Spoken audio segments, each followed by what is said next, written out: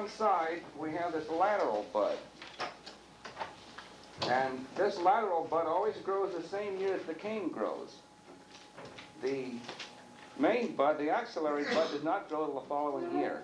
So this is what I've given you a picture here showing 3 nodes where these buds are located opposite each other. But these lateral buds are very, very important. Now, here's a good example of what I mean. Every one of these lateral buds will grow to a certain extent. It might grow out 2 or 3 feet. It might grow out just a little bit. But in other words, most of these nodes here had lateral buds. I wanted to show you what these lateral buds that push the same year as the cane grows. See what they look like. This one here.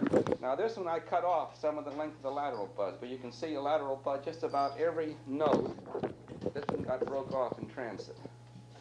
But this is the first year's growth when they come up the stake and then bring them out into a cordon. And you get these lateral buds pushing. They're very important, especially and when you want to form your cordon.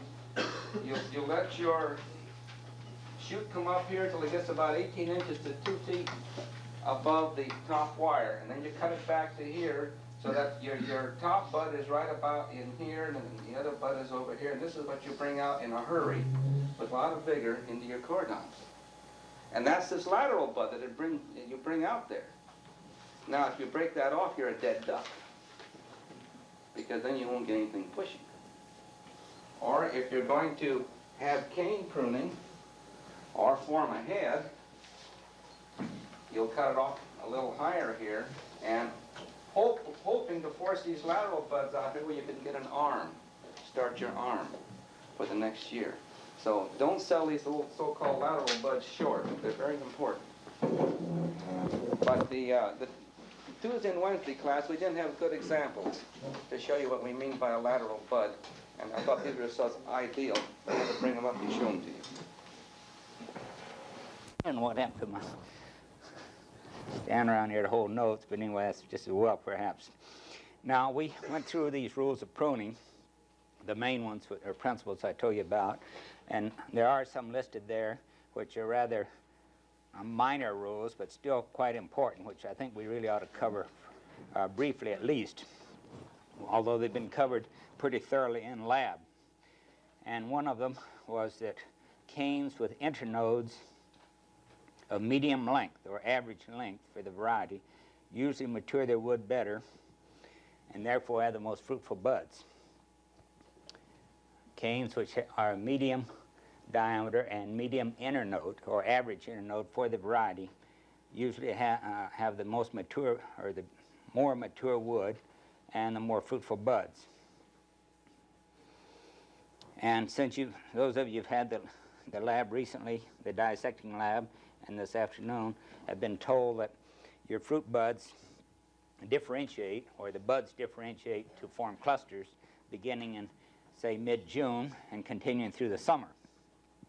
And if you have a very actively, very vigorously growing shoot during this period of June to August, then so much of its own energy or carbohydrate that it produces is used in furthering its own rapid growth that you tend to have a decrease in the number of clusters that are formed in its buds. This is the main reason, so that it indicates, in a way, poor nutrition locally for flower cluster formation. Remember, I don't remember because I haven't told you, that for some reason an accumulation of carbohydrate is associated with fruit bud differentiation, in which a bud differentiates, and this is just in which a fruit bud becomes different in that instead of being non-fruitful, it forms a cluster. So it's in order to differentiate and therefore become fruitful, you have to have, or there is associated with it, let's put it that way, and an accumulation of carbohydrates, either momentarily or for a short while, something. And this hormone, if it is a hormone, which has not yet been isolated, seems to be associated with a buildup of carbohydrates. So this is one reason then for selecting these average diameter, average internode canes. And part of the basis then for your idea of leaving more buds on a big spur or a big diameter cane. Okay, and another one then is that the fruitful buds, which we're just speaking about, occur most abundantly on one, now get this, because somebody made a mistake on this on the quiz, on 1-year-old canes, which arise from 2-year-old wood. 1-year-old canes, which arise from 2-year-old wood. In other words, off of last year's spurs. And what I'm saying there is then that generally there are more fruitful buds are on these canes. In other words, on what we have come to call canes rather than water sprouts. Water sprout then would occur from on wood that was older than 2 years old. Now this does not mean that you cannot use a well-matured water sprout for fruiting. Many times these water sprouts are just like the example I just gave for the previous rule, in that they're long internodes and quite often rather flattened in diameter. If you, most canes are more or less round like this, but sometimes you'll come to one that is more or less like this in diameter, what we call flat canes. And these almost always are lower in fruitfulness than the ones that are round. This, I should give the example the other way, because usually these are considerably larger, something like that compared to this. And these flattened canes and long internodes, especially if they're water sprout, well, whether they're water sprouts or not, indicate low fruitfulness. But that type of growth is more often associated with water sprouts. Now, water sprouts, you say, well, why are they so vigorous? Well, I think as we go on to in the labs this early summer, and spring rather, in the spring quarter, you'll see that they often arise from old wood.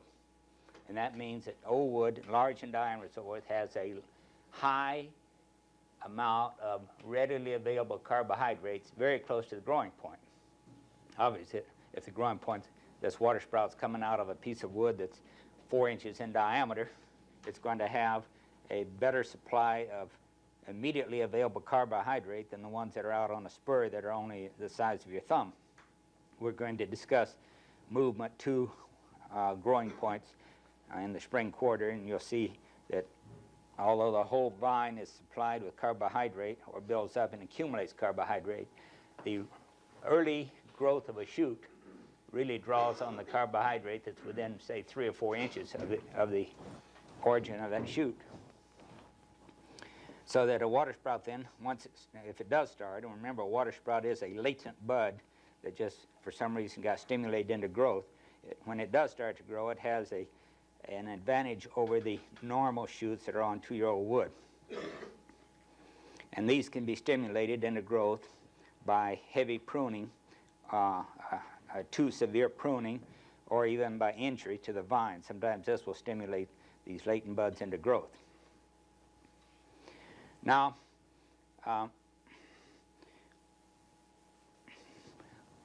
one thing that I continually comment on is that don't ever underestimate a farmer's comment on the fact that something happens, because he's been around growing grapes long enough to know that something happens. He may have the wrong explanation for it, but it doesn't mean that he hasn't been able to observe it.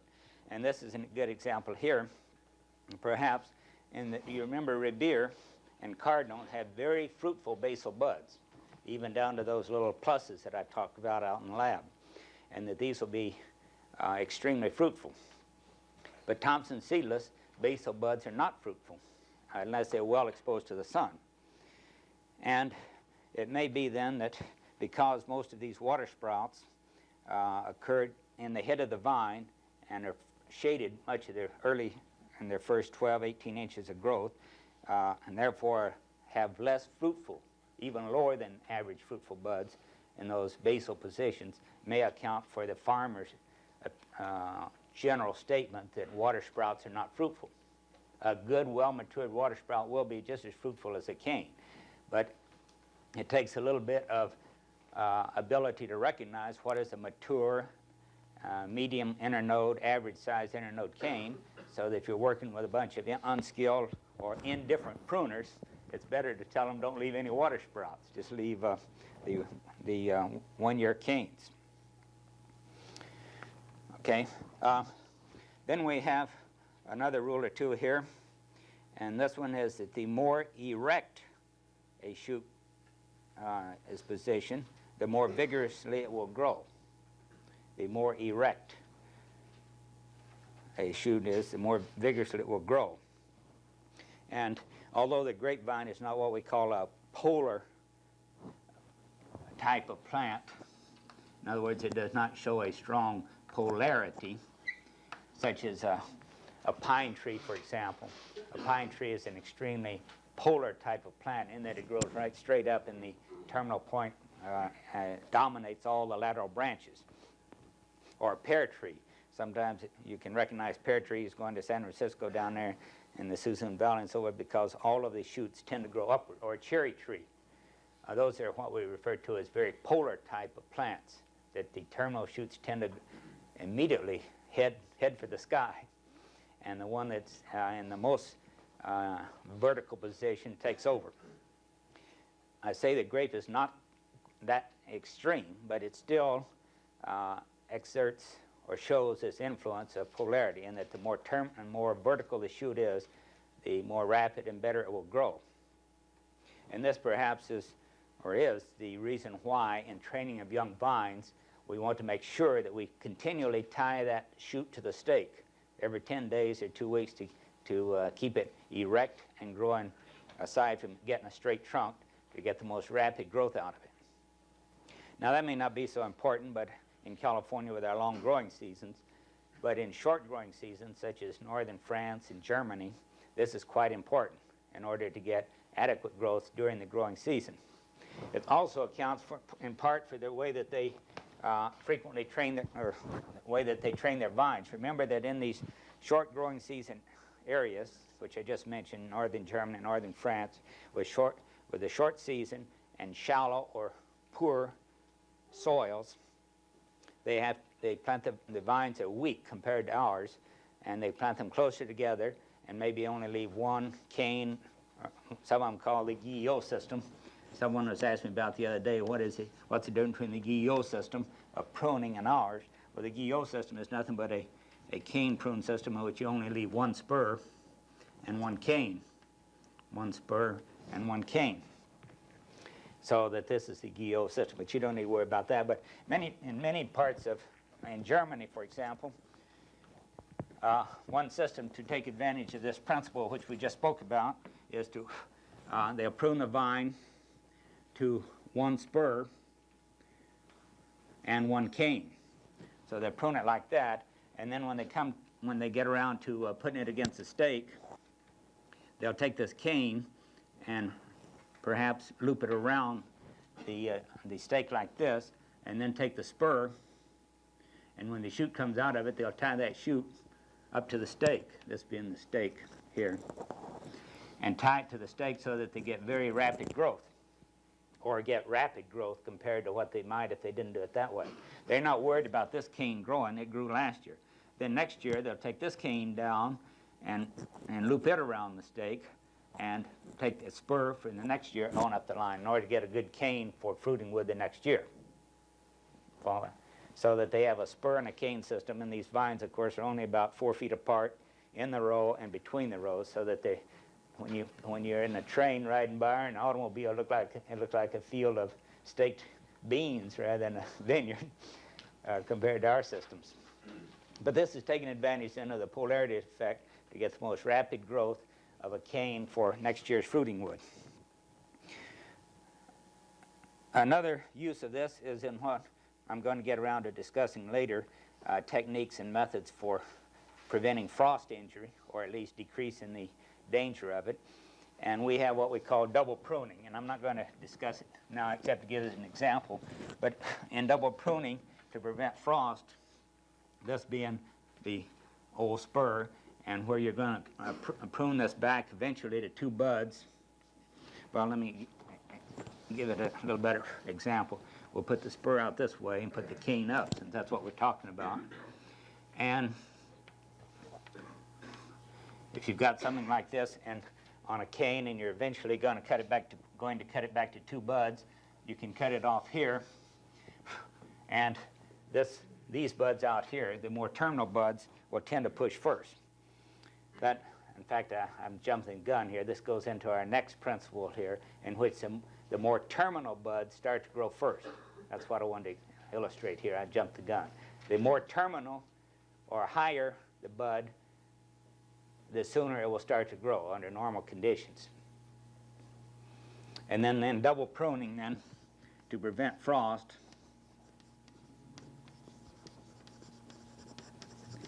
You prune back to leave 6 or 8 buds, and then these will, since they're in terminal position, they'll start to push first. It'll be something like this in relative pushing. And you can slow down the possibility of frost by taking advantage of the fact that terminal buds generally start to push first. Cut it back to 6 or 8 buds, wait till these buds start to swell, and then go back and cut it off here after they begin to push out an inch or so. And then these will be, because they were repressed, because they were lower down on the shoot, they will be repressed in activity and therefore give them a week or 10 days of protection from frost. We'll discuss this for about 10 minutes later on because it's an extremely important and useful thing to do in your coastal county vineyards. Therefore then, as I say, the position of a shoot or a cane or an arm influence its growth. And this is also true, as I repeatedly told you out in class, with regard to cordon training. Now in cordon training, ideally you'd like to come up and come out with something like this. But as you saw out there, frequently you make, or not out so much in our vineyards because we work at trying to prevent it, but frequently you'll find cordons that come up like this. And 2 factors cause vigorous and excessive growth at these points, as I referred to in the vineyard as the horns. You get arms like this.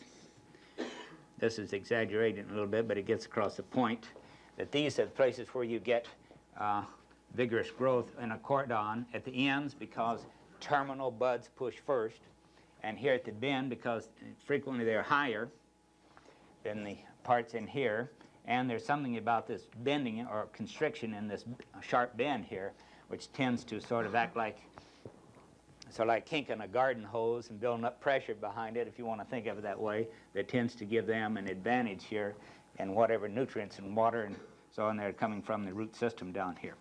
So that this is one of the bad points of a cordon, in that the high points and the terminal points have the advantage in growth, and say further here you get this constriction effect which helps some to give these still greater advantage. The poor spurs and buds in this area have nothing going for them at all. They're neither terminal nor are they at high points. So that when you are working with cordons, this is one of the problems that you have to worry about, how to control the growth, especially here, and how to encourage the growth in these mid portions. And I'll mention this when we get to training vines, but I'll state it here also, in that in the 3rd year, when thinning of cordon vines is so important to prevent them from being overcropped, if you can't bring yourself to thin the whole vine, at least thin these portions in here to try to get a. Can any of you see in this mid portion between in this area here? See where you tend to have the weak areas. Excuse me. Sorry. These people, I don't see how you people can even get anything out of this class. Well, I'm going to interrupt for a moment. We have been trying to get another classroom. Dr. Alley has been bugging them until they're about ready to send a squad over and exterminating twice a week for the past month to try to find another room, but we just don't have any. So it isn't that we're indifferent to this situation. It's the fact that there's just no rooms around that we can get into. And we've told them what the problem is. Much of this course depends on slides all the way through. And none of you can see the slides. Anyway, this is fairly important to have this area babied, so to speak, in order to encourage a uniform growth. The whole point of the cordon is to have uniform distribution, uniform size arms along there. And if you are not careful, especially in that 3rd year, you can stunt these middle portions forever. Okay, that takes care of what we would refer to then as principles of pruning, both major principles and minor ones. Be sure that you study those, because on the midterm next Monday you're liable to get some of those. In fact, you're sure to get some of them, and you may be asked to illustrate with examples as to why they're important for you to know. All right, we've covered the various types of training and pruning of vines and the principles of pruning, and now we ought to more or less summarize this by discussing factors which determine, factors which are involved, let's say, factors which are involved in the choice of a pruning system. Training pruning system, put it that way. Factors which are involved in a decision on a training-pruning system. Now, you should review then the advantages and disadvantages of each of these three main systems we've talked about. That is, head trained with spurs, head trained with canes, and then cordon training with spurs. And we have a number of factors, 4 or 5 factors which you should consider in trying to make your decision. Perhaps the most important one is the fruiting characteristic of the variety. The fruiting characteristic of the variety in question.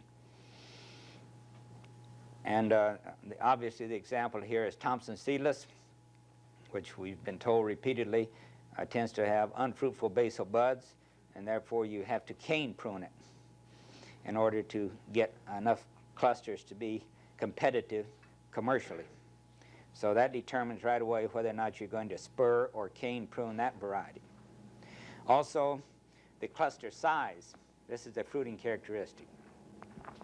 And even though you may have fruitful basal buds, if the clusters are quite small, 4 or 6 ounces each, in order to get enough buds on the vine to give you a commercial crop, you have to leave a lot of buds. And you just can't leave enough buds by spur pruning it to give you a good crop under those conditions, so you have to leave canes. And you had examples of that out in the lab when you were pruning Pinot Noir. In particular, it would be Pinot Noir is a good example, and white Riesling.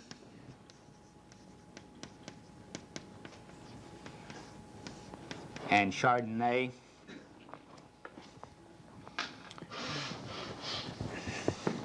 And Chardonnay are 3 very good examples of small clustered varieties which should be cane pruned. Not because basal buds are not fruitful, they are very fruitful in these, except that you've got to in some way increase the number of buds in order to get a good crop. So it's fruiting characteristic then of the variety you're talking about, which is important.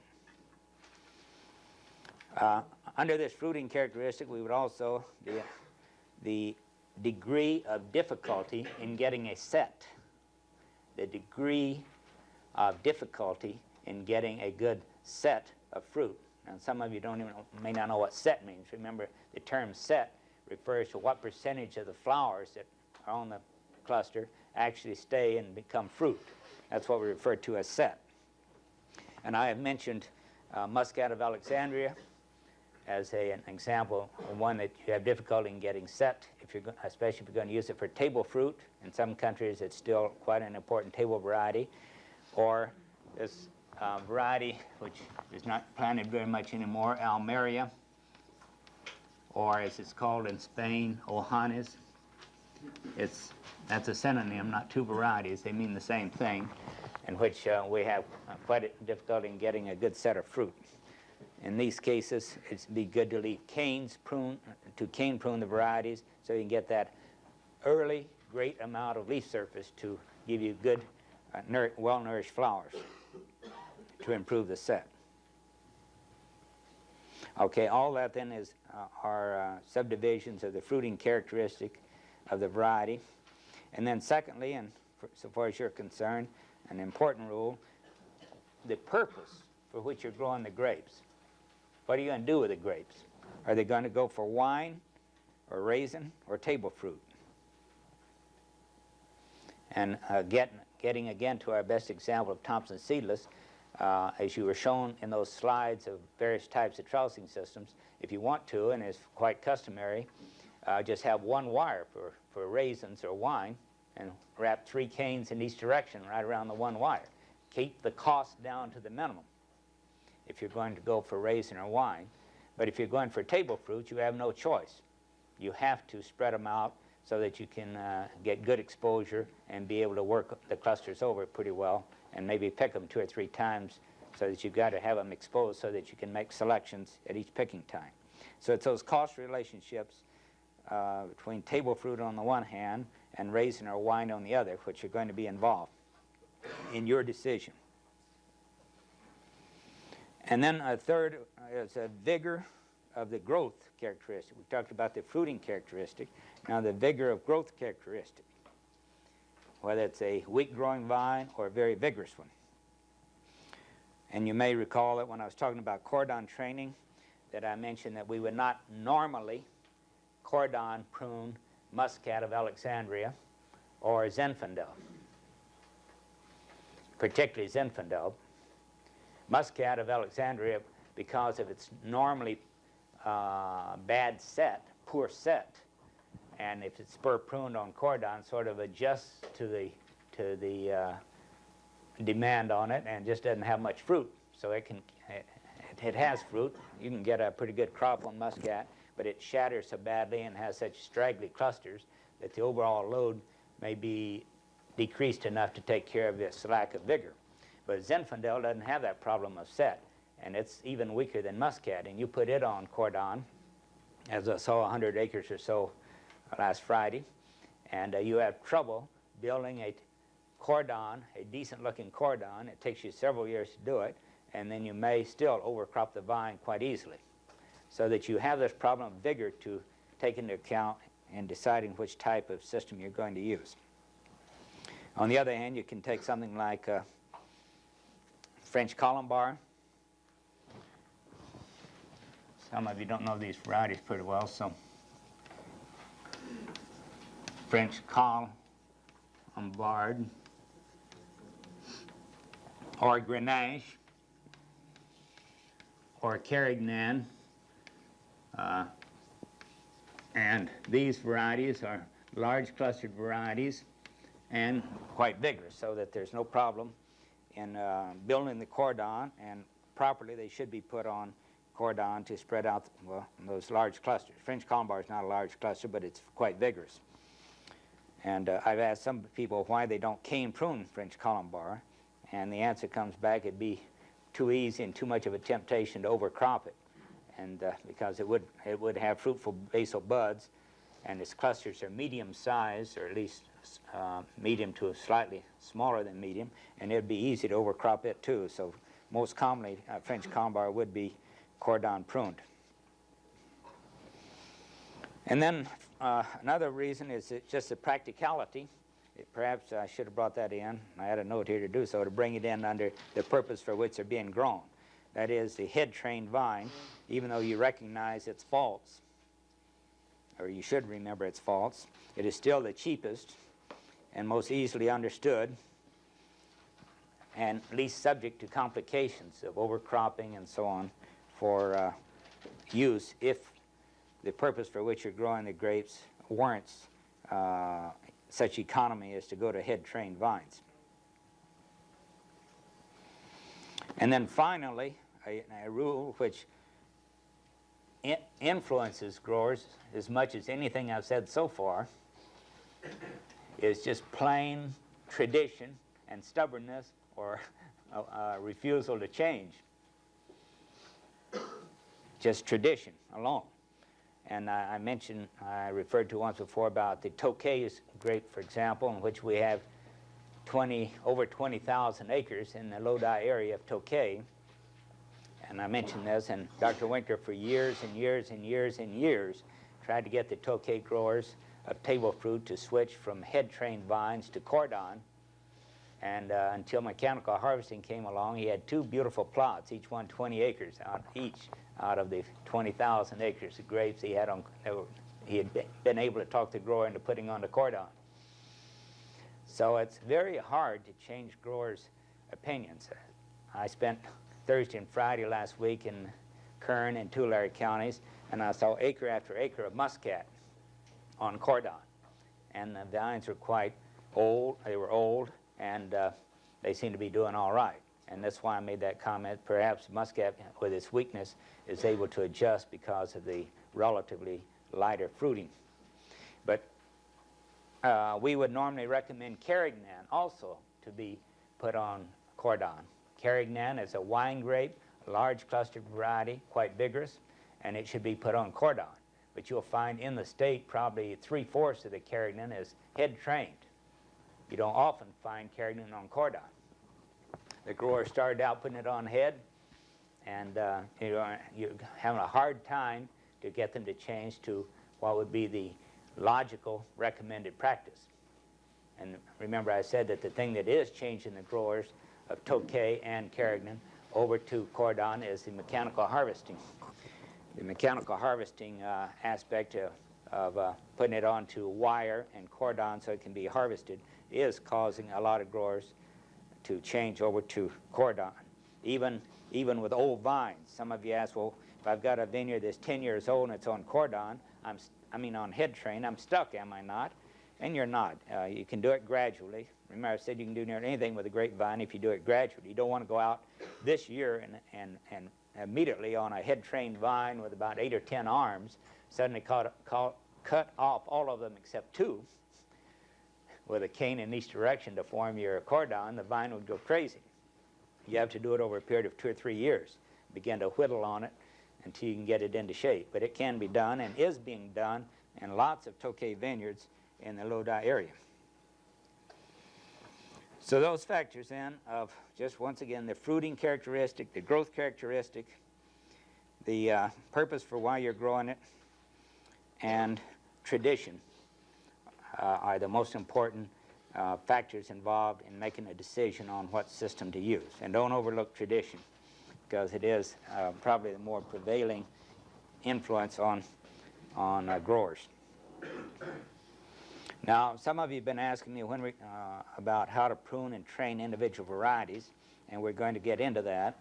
But in order to get into that, you've got to know a little bit about some other factors, notably thinning of the crop and when and why you do it, because this is tied into also into the selection of trellis systems, so that in the spring quarter we will spend probably 2 lectures on thinning of fruit. So this one right now is just a once-over lightly to give you the basic ingredients, and then we'll get into it later on in detail in the spring quarter. Now remember that the grapevine you find those primordial embryonic clusters in those buds in the lab last week and today. But remember that those flowers, the leaves come out, and it takes 4 to 6 weeks for those flowers to develop into functional parts of the plant to go ahead and make fruit. So that you can cause quite a bit of influences on the vine by thinning of the plant, either before or after bloom. Now, there are 3 types of thinning,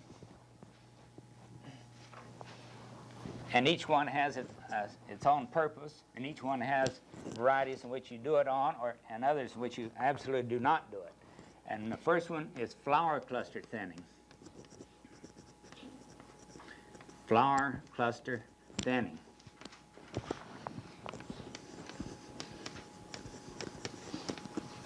And this flower cluster thinning, or the removal of entire clusters, of flower clusters, is done, when the shoots are, as soon as you can do it after the clusters appear, after the flower clusters appear.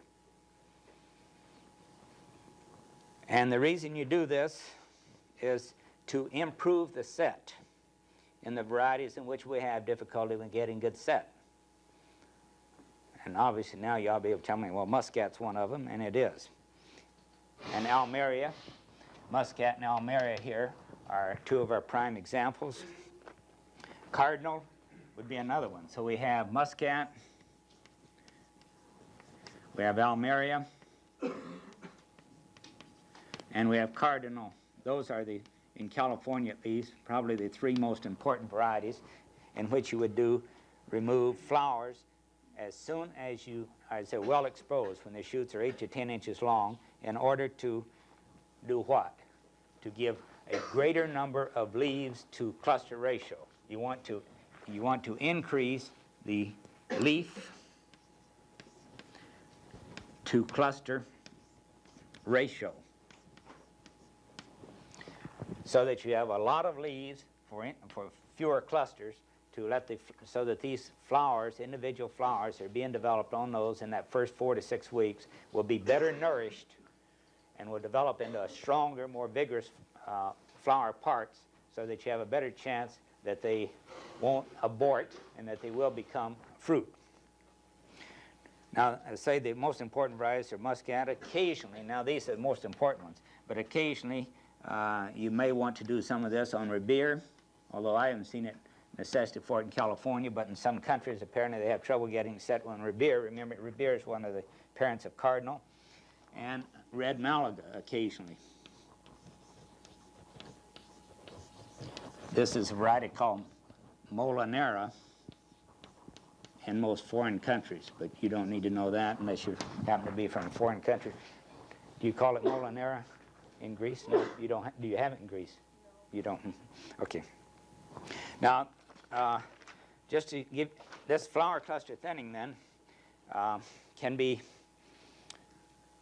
It depends on the degree to which you want to do it. As I say, when we get around to talking about thinning in great detail, I'll show you some cost studies on, but it can vary from as little as $5 or $10 an acre up to as much as, well, this is on flower cluster thinning. No, so it can vary from $5 or $10 an acre at the minimum up to as much as $30 or $40 if you do a good job. Okay, just to tune in on, let you see what we're talking about, let's look at a couple slides.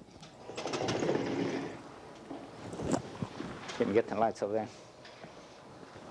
Now this is Muscat of Alexandria. It's the picture that's in your textbook, and it shows the stage at which we would do the flower cluster thinning. You see the shoots are out 8 to 10 inches long, and the clusters are readily visible, and the work can be done quite easily.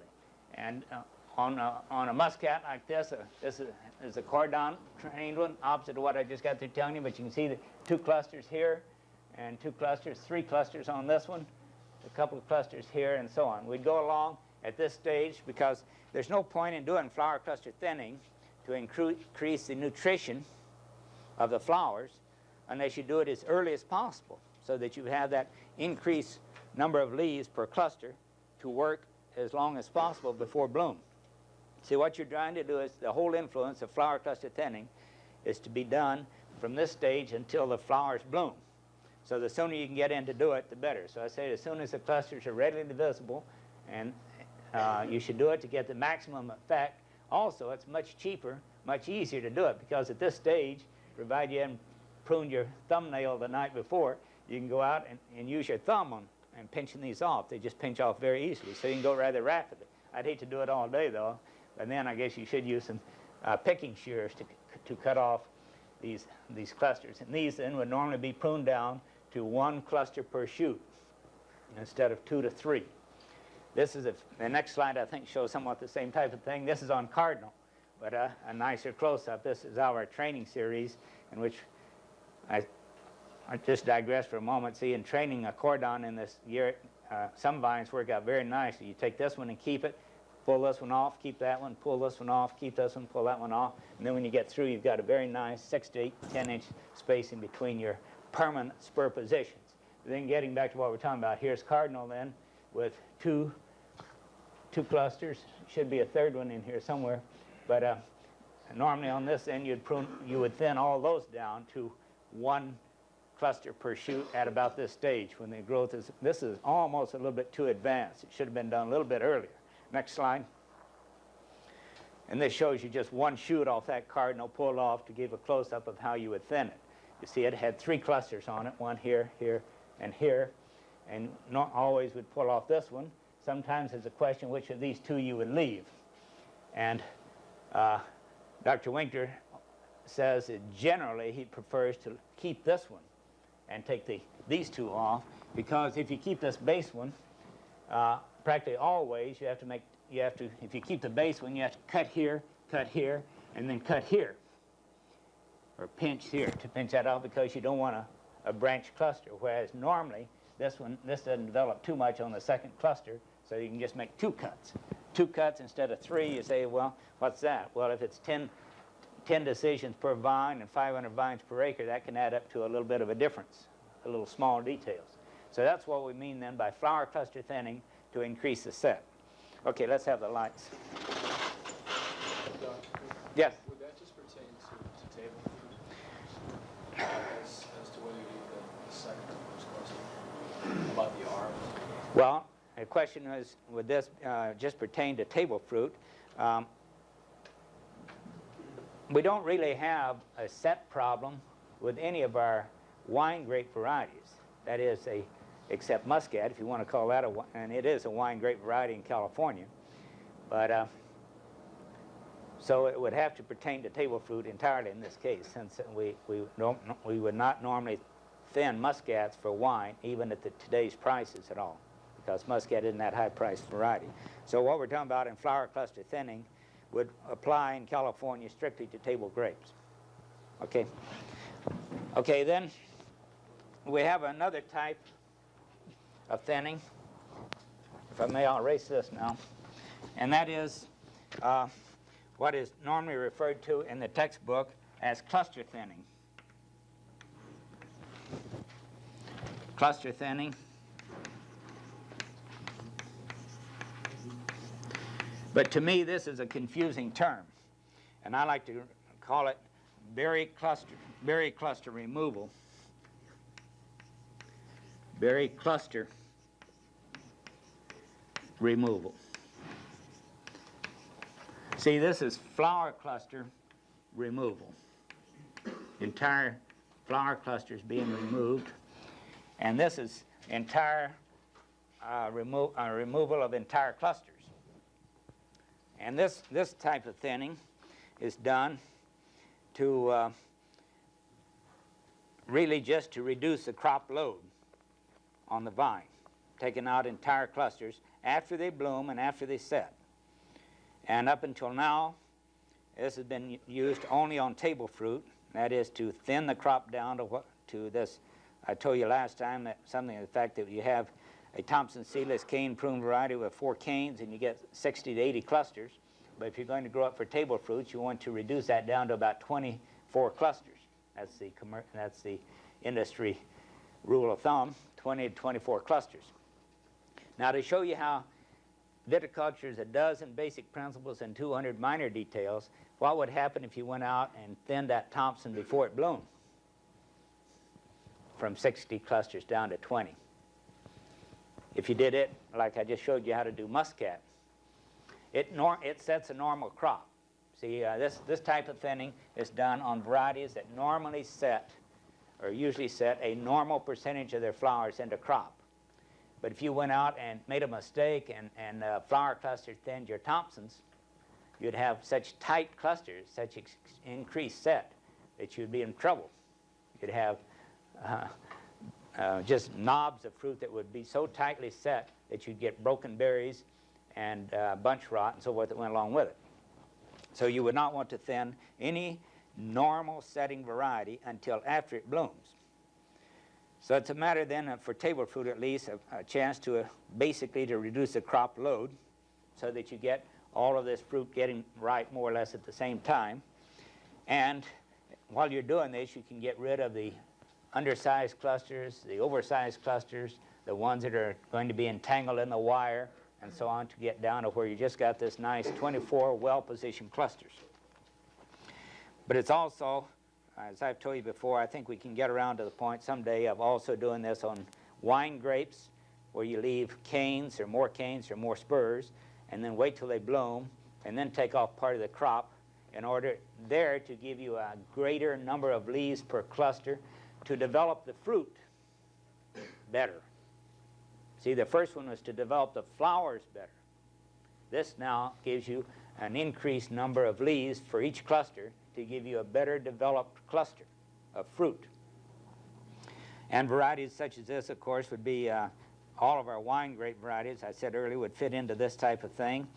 And it's used a lot here on our table grapes, all normal setting grapes such as Thompson, Tokay, Thompson, Tokay, Revere, to give you a few examples of table grapes in which this type of thing would be done.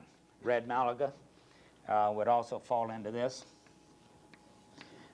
Not Emperor so much, although it is, as I say, it's probably our leading table grape outside of Thompson, because Emperor doesn't throw that many clusters. It's rather shy in the number of clusters it puts out, so you wouldn't do much cluster thinning on Emperor. Okay, now we come to the third type. I want to catch this real fast. I'll just mention it, and that is berry thinning. Let me get this because it'll finish this. Berry thinning, and in berry thinning, you take off parts of clusters. You don't take off whole clusters, you take off parts of clusters. And this is done where to reduce the compactness of clusters, to prevent real tight clusters. And it's usually done by just cutting off the bottom 1/3 or 1/2 of the clusters that you decide to keep. And let's show those slides very quickly. This is berry thinning or removal of parts of clusters. And as I say, okay, and this is Thompson seedless, and this is so-called berry thinning. And when you say berry thinning, you sound like you're going to pick off individual berries. But here's a Thompson. You see how long this, duck your head there, you see how long this cluster is, and we're cutting off perhaps a half of it here, but we're still leaving 4 or 5 or 6 branches up here. Most table growers might even cut up into here, but we're a little bit chicken when it comes to doing it, but this is the way we would do it. That's Thompson seedless being done at the right time for berry thinning to prevent this compact base here from being on the vine. At the same time, you're reducing the crop load. So it has a dual purpose. It reduces the crop load, but it prevents compact clusters. Quickly, let's see the next slide then. Now here's an example. We won't bother to change it, but you see here's the normal Tokay cluster at the top, and here's one thinned to 5 branches, 7 branches, and 10 branches on the main cluster. Now let's have the next slide and see the results of this type of thinning. And you see, here's the unthinned one. It's got a very compact, tight base here. It does not mature properly, so you'd have a hard time packing or selling this cluster. And then these others show you the effect of the thinning. Here's 160 berries, in which you've got fairly nice color and uniform, but when you go down to 80, or to 120 and then to 80, you get increasingly more uniform color, and the data will show in the spring quarter will show that the size of berry goes up as you go down to this various types. Was that the last slide? Yeah. Okay. I'm sorry to keep you over, but I want to finish that story on that, and you might just add there that the varieties which you normally use this on in California are Table Thompsons and Tokay. Table Thompsons and Tokay.